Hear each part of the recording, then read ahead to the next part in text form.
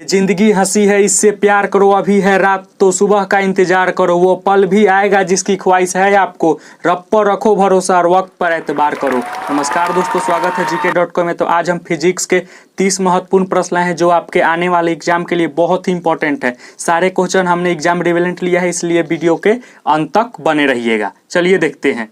आज का हमारा पहला प्रश्न है, डीजल इंजन का आविष्कार किसने किया? मैकमिलन ने, जॉन मेकाडन ने, जॉन नेपियर ने या रूडोल्फ ने?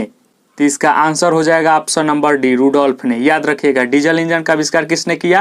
रूडोल्फ ने। चलिए अगला प्रश्न देखते हैं। अगला प्रश्न है हमारा, एक एचपी में कितने वाट होते हैं? एक अश्व शक्ति में कितने वाट होते हैं? 200 वाट, 500 वाट, 746 वाट या 700 वाट? तो इसका आंसर हो जाएगा ऑप्शन नंबर सी, 746 वाट। याद रखिएगा, एक एचपी में कितने वाट होते हैं? 746 वाट। चलिए अगला प्रश्न देख लेते हैं। अगला प्रश्न है हमारा, एक बैरल में कितने लीटर होते हैं?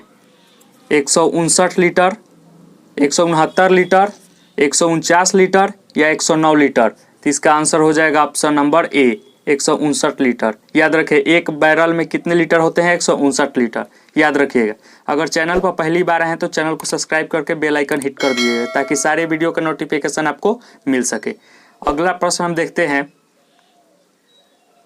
1 किलोग्राम राशि का वजन है, बताइए जी। 1 किलोग्राम राशि का वजन है 1 न्यूटन, 10 न्यूटन या 9.8 न्यूटन या 9 न्यूटन? तो इसका आंसर हो जाएगा option number C, 9.8 newton. 1 kilogram राशि का वजन होता है 9.8 न्यूटन। याद रखिएगा। चलिए अगला प्रश्न देख लेते हैं। अगला प्रश्न है हमारा, बिजली के बल्ब का फिलामेंट किस तत्व से बना होता है? आयरन से, लेड से, टंगस्टन से या एल्युमिनियम से? तो इसका आंसर हो जाएगा ऑप्शन नंबर सी, टंगस्टन का। फिलामेंट, बल्ब का फिलामेंट किसका बना होता है? टंगस्टन का। याद रखेगा। और कमेंट सेक्शन में ये भी बताइए कि आउट ऑफ 30 आप कितना स्कोर किए। चलिए अगला प्रश्न देखते हैं। अगला प्रश्न है हमारा, किस तरह के रंग से पता चलता है उसके?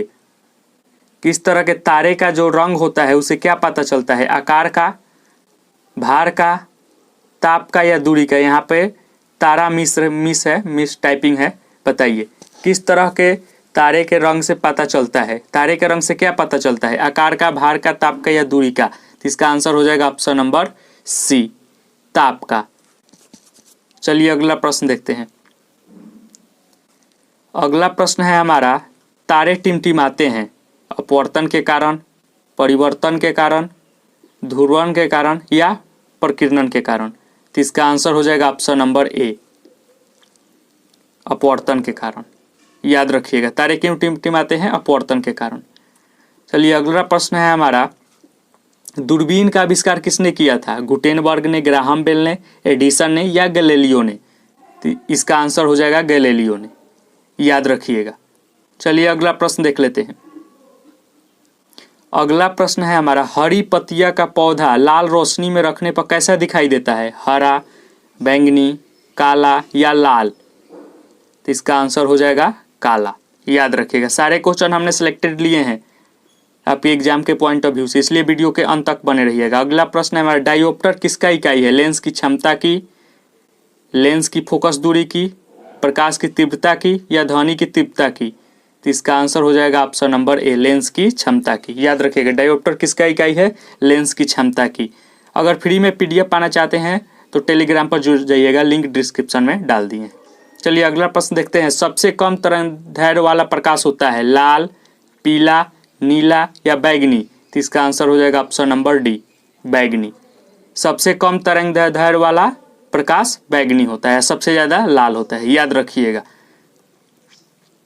अगला प्रश्न बहुत ही इंपॉर्टेंट है, सारे एग्जाम में आने वाले, उम्मीद है इस क्वेश्चन का आ सकता है। मायोपिया से क्या तात्पर्य है?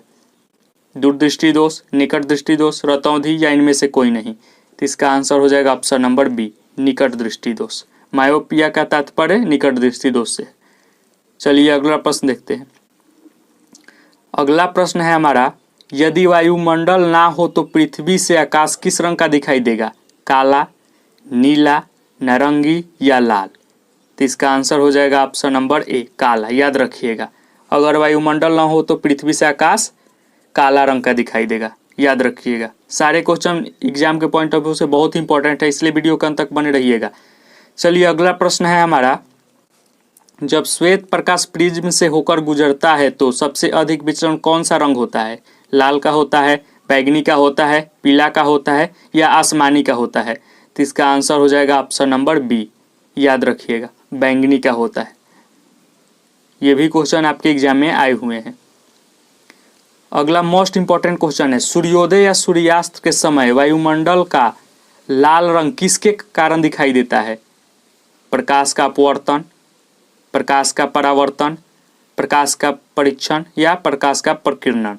तो इसका आंसर हो जाएगा ऑप्शन नंबर डी, प्रकाश का प्रकीर्णन के कारण, स्कैटरिंग ऑफ लाइट के कारण लाल दिखाई देता है। चलिए अगला प्रश्न है हमारा, अगला प्रश्न है, मृग मरीचिका बनाने वाले पर घटना को क्या कहते हैं? जो मृग मिर्चा रोड पर जो पानी जैसा लगता है धूप के दिनों में दिखाई देता है, व्यतिकरण के कारण, विवर्तन के कारण, ध्रुवीकरण के कारण या पूर्ण आंतरिक परावर्तन के कारण? तो इसका आंसर हो जाएगा पूर्ण आंतरिक परावर्तन के, टोटल इंटरनल रिफ्लेक्शन के कारण मृग मरीचिका दिखाई देता है। जो गर्मी के दिन में दिखाई देता है, सड़क पर पानी की तरह दिखाई देता है, वहाँ पर जाने पर वहाँ कुछ नहीं होता है, यही है, याद रखिएगा। चलिए अगला प्रश्न देखते हैं हमारा,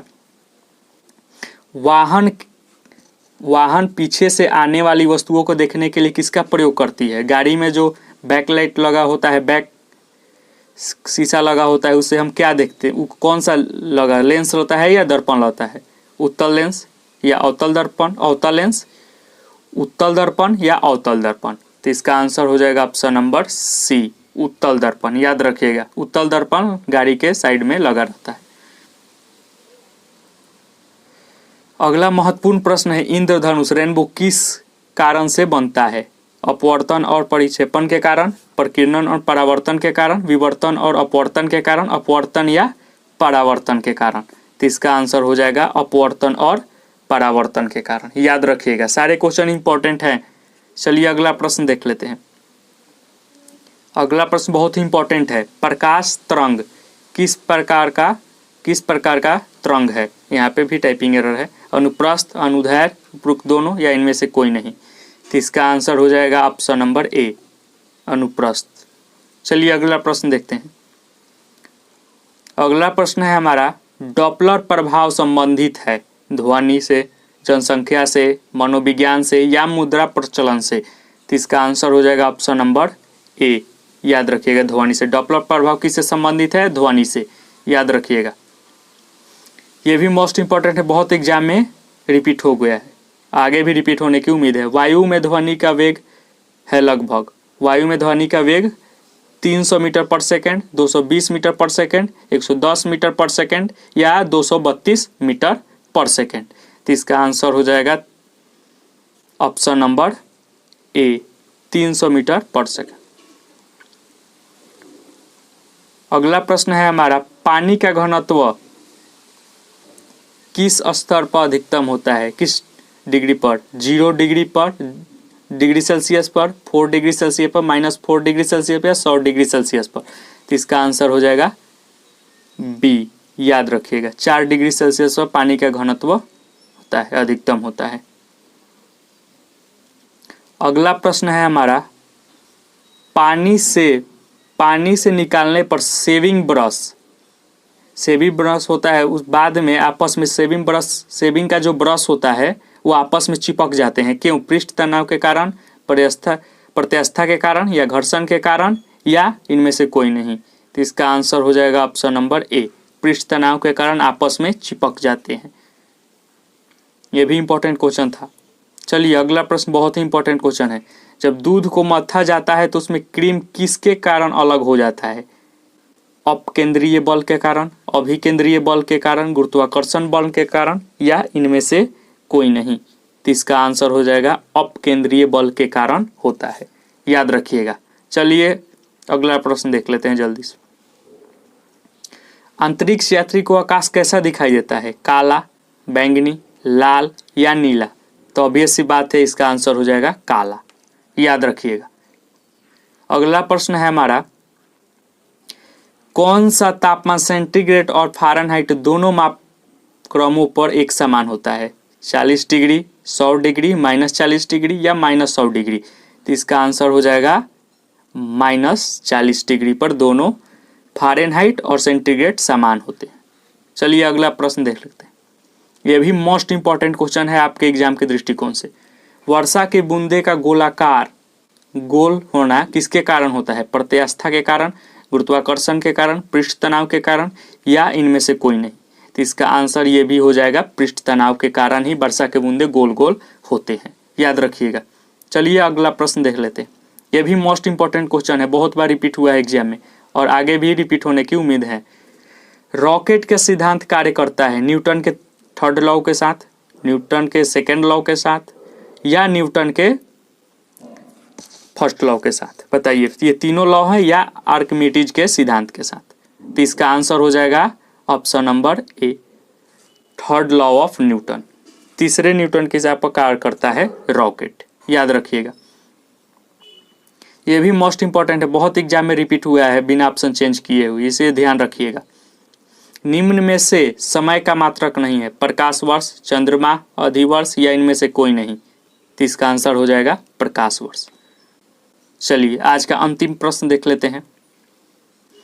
अंतिम प्रश्न है हमारा, परमाणु बम का विकास किसने किया? वार्नर वॉन ब्राउन ने या एडवर्ड टेलर ने, सैमुअल कोहेन ने या जो रॉबर्ट ओपेन ने? तो इसका आंसर हो जाएगा ऑप्शन नंबर डी। चलिए आज का यही प्रश्न समाप्त हुआ। बताइए आउट ऑफ 30 आप कितने स्कोर किए, जरूर कमेंट में बताइएगा। तब तक के लिए गॉड ब्लेस यू एंड जय हिंद।